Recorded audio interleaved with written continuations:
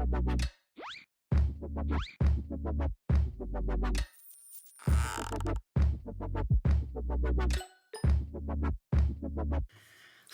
I'm Sara. I'm Drew. I'm Emma. And I'm Hazen. We're the Anderson family, and we thought since the year is almost halfway through, which is crazy, it's hard to believe, it's gone super fast, but we wanted to share with you our top few games that we have played that are new to us in 2024 for the first half of the year. So we're going to start off with our runner-up for our favorite game so far this year in 2024. Who wants to go first? Me. Go for it. Thank you. So I chose Core Quest, and don't let its looks fool you. It is definitely not a little kid's game. It's thinky. It is very thinky. It's very hard. Yeah. It is harder than I thought about it. What do you like about it? I really like that you're battling the monsters, and then maybe there might be a boss. Yep. But I also like the art and that it was all done by kids. Yes, that is super unique. I love that the art comes from kids and that it just makes it really charming. Oh, yeah. The writing is really good as well. What did you think adding in the new expansion? I really, really like campaign games.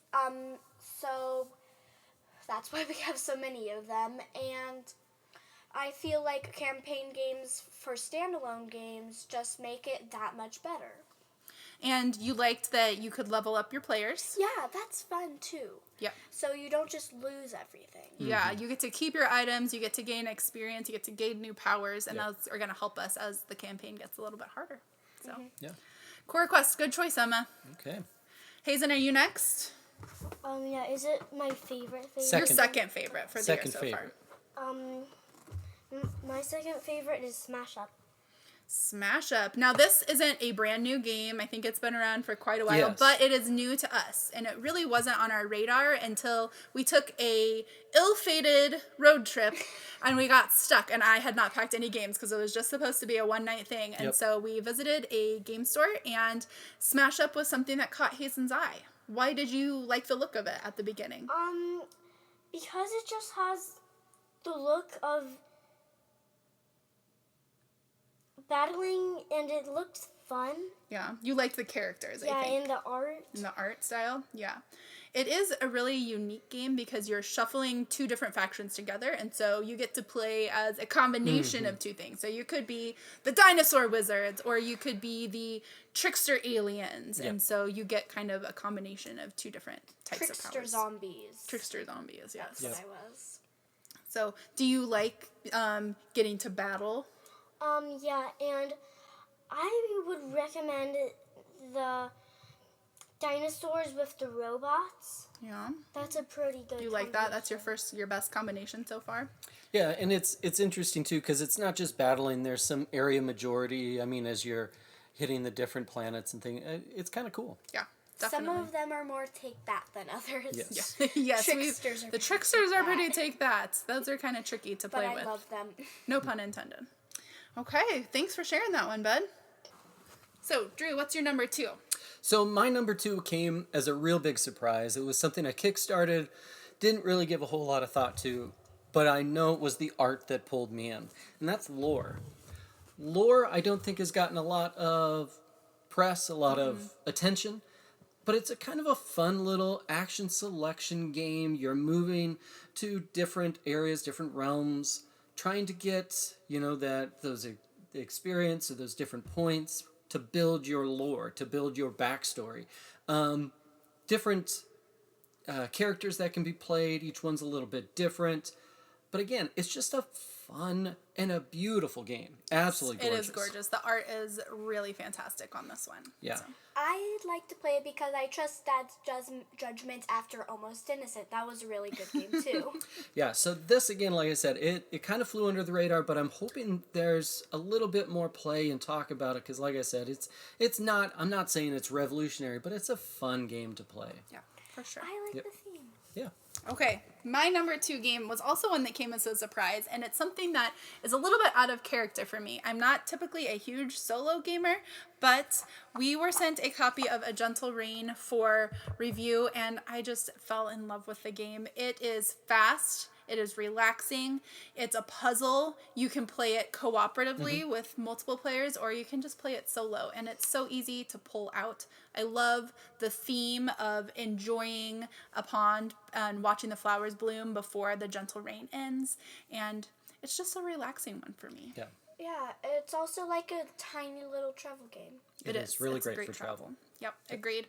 And I just like that puzzle of it, and you never know. It's a little lucky, so you never really, it's not going to be formulaic for me at least. It's just a fun one to pull out when I want a moment to myself or just a relaxing moment with the family. Yeah. So. Okay. Emma, you're number 1. My number 1 is All Hades Breaks Loose, Horrified Greek Monsters. We know of Emma's love for the Horrified series, and she also really loves Greek mythology. So when she got this one for Christmas, we knew it would be a hit for sure. So what do you love about it? So, as you said, I like the theme a lot. But I also like, in general, the Horrified series. I like how there's different asymmetric monsters, and you have to defeat them all differently. Like, even in the new, these monsters' powers are different from the first ones and the American monsters ones. Yeah, it's a little more complex than the Yeah. previous 2, I think. So that it added a little more depth to it for us. Okay, good choice, Emma. Hazen, what's your number 1 favorite game for the year so far? My favorite game is Trio. What do you love about Trio? I like the theme, and I just think it's really fun because you're trying to get 3 of the same cards. And that memory element Yeah. is fun, and that restriction of you can only ask for their highest a player for their highest card or their lowest card, and you can only put those down as well. So it makes it an interesting It is. puzzle for sure. It's a puzzle, but it's not overly tough. It's fun, it's fast, it's simple. It's not super complex. No. It's one I took to school and had kids just love it. Yeah. I mean, played the heck out of it. So, yeah, it's a great pick. And like I said, as a family game, too. It's just fun. I don't think there's ever been a time where we've pulled it out to play and we've played less than 3 times in a row. Yeah. So Oh, yeah. it's just a good, fun, easy one for us to pull out as a family. Yep. Good choice, bud. Okay. Okay, Drew. All right, Your my number number one. Yeah, Message from the Stars. This is just a logic puzzle. It is. It's thinky. I'm not a word game person. Codenames doesn't do it for me, etc. But when you throw this a little deduction with the words and really what you're going for is letters, it's really unique. It's not something I've really seen before. Not a real tough teach. It's going to be a little more than some. Yeah. Than all, it's not their little 5-minute. Think about teach. when I taught it to you, Yeah, and you were like, "What? What am I didn't supposed to get be it, doing?" yeah. So it took us a few rounds of play to catch on. But once you catch on and things start to click, it is wow. It's a brain burner, and it's just in a fun way though. This isn't like some of the others. I just think it was a really interesting concept, and they all play just hit it out of the park with this one. Yeah, when I first read the rules on this one, I was like, how? How are we going to do this at all? Like, I don't understand how we're going to make any progress on this. But we did okay on our we did first fine. try. So I think now that we have it, we will try again and try to improve upon that. So My turn to talk about this. Dad's thing that he got was one of our most boring rituals is where we sit around a campfire and get abandoned. Yeah, it does have that whimsy to it where you never know. It's kind of like Mad Libs where you never know what it's really going to say in the end. But that kind of adds a little element of fun and again, silliness to it. it's definitely one of those. If you're so opposed to it because you're not a word game person, that's really not what this secondary is. to it. It really is. It's deduction and logic. So Okay.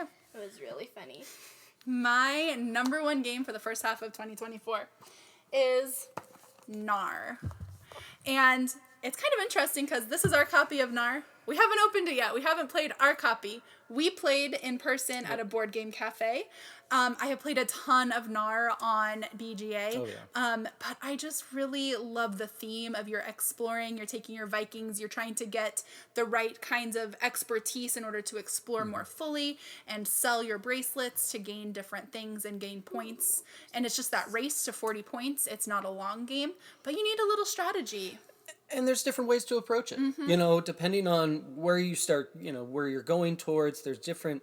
It's just kind of neat that it's not, again, formulaic. You've got a few different ways to go about getting those points. So. And there's a lot of game in this little box. Oh, yeah. So I definitely feel like this is one we can take with us when we travel a little bit. It's not a super huge table hog, but it has a lot of strategy and replayability in it. Yes, definitely. So. Okay. Well, we hope you've enjoyed hearing about our top couple games from the year so far. We are just so excited to see what the rest of 2024 has in store for us. We are the Anderson family, and if you would like to see more about our day-to-day adventures in gaming, make sure you are following us on Instagram at Sara Always Loses. And if you would like to see more board gaming content, make sure you're subscribed to Let's Table It. Until next time, thanks for watching.